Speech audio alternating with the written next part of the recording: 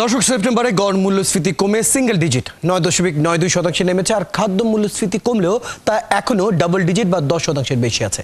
গত মাসে সরকারি জরিপে মূল্যস্ফীতি কমলেও বাজারে ডিম, সবজি ও কাঁচামরিচের দাম সেপ্টেম্বরে এতই বেড়েছে যা বেশি থেকেছে সাধারণ মানুষের বিশ্বাস করতে চাইছে না যে গত মাসে মূল্যস্ফীতি সত্যি কমেছে। এ নিয়ে আমরা শুনবো ভোক্তা অধিকার সংগঠক ভোক্তার চেয়ারম্যান অধ্যাপক হোসেনুদ্দিন শেখরের কথা। হোসেনুদ্দিন শেখরকে আমন্ত্রণ জানাচ্ছি। হোসেনুদ্দিন শেখর, আপনাকে স্বাগত জানাচ্ছি অর্থচকের আজকের এই আয়োজনে। ধন্যবাদ সময়টুকু দেওয়ার জন্য। প্রথমে জানতে চাই, সেপ্টেম্বরে খাদ্য মূল্যস্ফীতি কমেছে, তা 10%-এর বেশি আছে। বিএসইসির এই জরিপ এবং বাজার পরিস্থিতির তুলনা আপনি কিভাবে করবেন, কি বলবেন?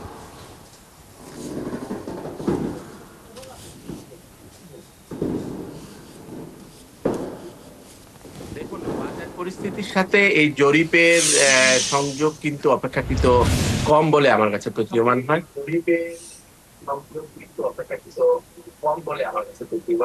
কারণ বাজারে যেই রিফ্লেকশনটা থাকে সেটা কিন্তু জরিপে থাকে না, আবার জরিপে যে রিফ্লেকশনটা থাকে সেটা বাজারে থাকে না।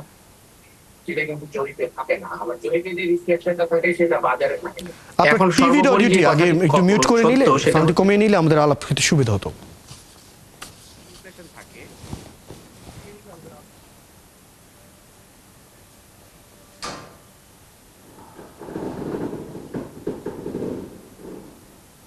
শুনতে পাচ্ছি না আপনাকে।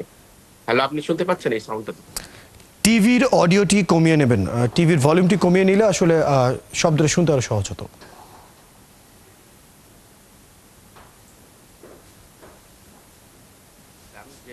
7%-এর উপরে যদি ইনফ্লেশন হয় সেটা কিন্তু পৃথিবীর সর্বত্রই মানুষের পক্ষে অসহনীয় হয়ে ওঠে, এবং সেটা গ্রামে হোক আর শহরেই হোক। 7%-এর উপরে যদি ইনফ্লেশন হয় সেটা সবার জন্যই নাভিশ্বাস উঠে, এবং আন্ডার এনি সার্কামস্ট্যান্সেস এটা 7%-এর নিচে নামিয়ে আনতে হবে।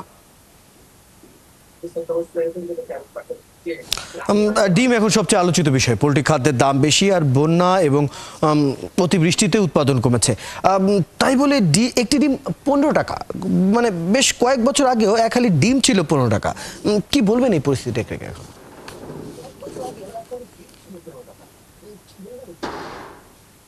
অ্যাকচুয়ালি দেখুন, এগুলো তো কতগুলি এক্সকিউজেস সবসময় থাকে। আমরা আগে বলতাম সিন্ডিকেটের কথা, এখন কিন্তু সিন্ডিকেট না থাকারই কথা। তারপরেও দেখা যাচ্ছে দ্রব্যমূল্য যেরকম ভাবে কমা উচিত ছিল সেভাবে কমেনি। তাহলে কি সিন্ডিকেট কার্যকরী আছে? যদি সিন্ডিকেট নাই থাকে তাহলে এই ধরনের একটা পরিস্থিতি তো সৃষ্টি হওয়ার কথা ছিল না। কিন্তু এখন দেখা যাচ্ছে যে আগে যেরকম ছিল তার চাইতে ক্ষেত্র বিশেষে দাম আরো বেড়ে গিয়েছে।